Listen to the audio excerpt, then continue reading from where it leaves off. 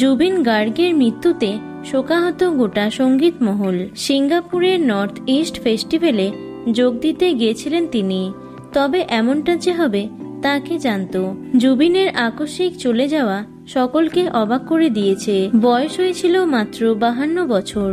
তার মৃত্যু আরও একবার স্মরণ করিয়ে দিল কেকের মৃত্যুর কথাকে।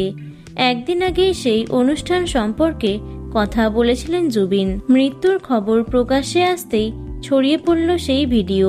পরনে কালো টি শার্ট, প্যান্ট, গলায় নজরকাড়া হার, হাতে উল্কি। এই বেশে ভিডিওয় দেখা যায় জুবিনকে। এই ভিডিওর মাধ্যমে সঙ্গীতশিল্পী সকলকে তার অনুষ্ঠানে আমন্ত্রণ জানিয়েছিলেন। 20 এবং 21শে সেপ্টেম্বর এই নর্থ ইস্ট ফেস্টিভ্যাল অনুষ্ঠানটি হওয়ার কথা ছিল। সেই অনুষ্ঠানে বাংলা, ইংরেজি এবং হিন্দি এই 3 ধরনের গান তিনি গাইবেন বলেই জানিয়েছিলেন। অনুরাগীদের আশ্বাস দিয়েছিলেন এই 2 দিন ধরে চলা অনুষ্ঠানে থাকবেন তিনি। শুক্রবার স্কুবা ডাইভিং করতে গেছিলেন জুবিন। স্কুবা ডাইভিং করার সময় শ্বাসকষ্টজনিত সমস্যা শুরু হয় গায়কের।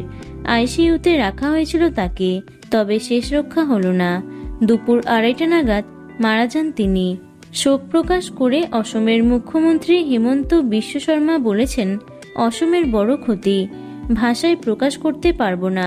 জুবিন আমাদের কাছে কি ছিল, যে শূন্যস্থান রেখে গেল তা পূরণ করা অসম্ভব। অসংখ্য সুপারহিট গান গেয়েছেন জুবিন।